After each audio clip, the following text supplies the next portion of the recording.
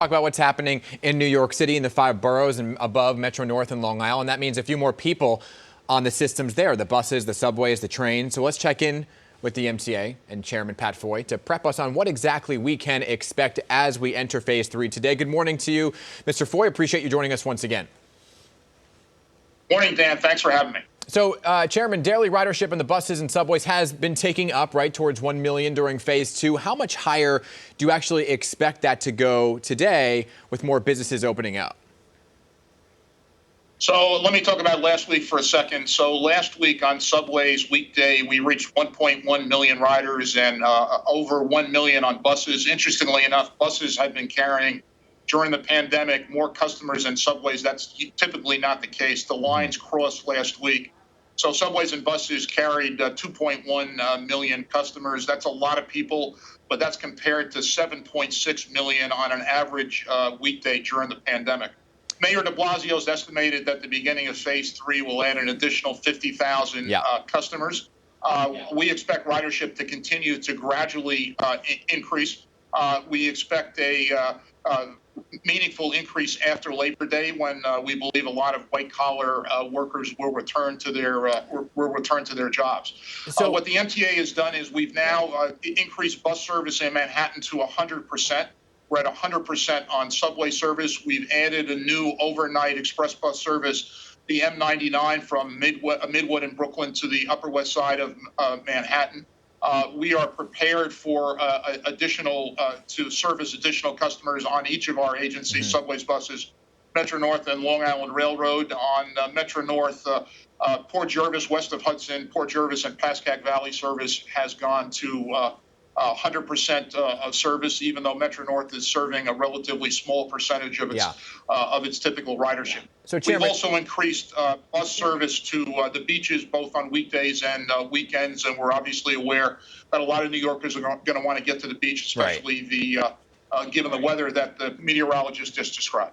So besides the fact that you've had hand sanitizers and masks, which we have talked about with interim President Sarah Feinberg here on the morning show, what other steps are you doing to help people and calm those fears and anxiety they have, right? It takes a lot now for people to get out of the house, let alone take a train. So what are you advising people in terms of once you get on board a train, it is tough to socially distance if it's a crowded time of day?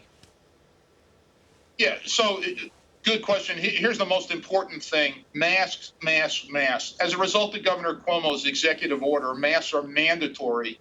They have the force of state law, mandatory to be worn on public transit. The single most important thing any of our customers can do is to wear a mask. It protects the customer, it protects fellow commuters and our employees. And if they don't? We did a physical count of our customers, and 95% of our customers are wearing masks. Mask compliance by our employees, subways and buses, Metro North, Long Island Railroad is universal. It's 100%. Right. So if they don't wear masks, Chairman, available will they be removed? Well, the answer is they will be asked to put a mask on. Our station agents have masks for free in the booths. We've distributed well over 2 million masks as a result of masks that were given to us by the state of New York and the city. We continue to have masks for those who don't have them. The good news is that mask compliance by customers is 95%, and that is the single most important thing. We have disinfecting solutions in every station available for customers. Every subway car is disinfected multiple times a day. Every subway station is disinfected a couple of times a day. Same thing with respect to buses. Okay, I want to get health officials around. Please, Dan. Yeah, I want to get to the finances because we're running out of time here. And this is a big topic of conversation in terms of what you need to keep the system up and running safely, right? Because you keep saying there's not going to be a fare increase, which is good news for riders. So what, in terms of the money that came your way, how much time do you have left before it runs out? And is there more money coming? So two things. One is we received over $3.8 billion from the federal government in the CARES Act. That will take us through the middle of July, which is obviously not far away. We'll get the last installment of that funding in August.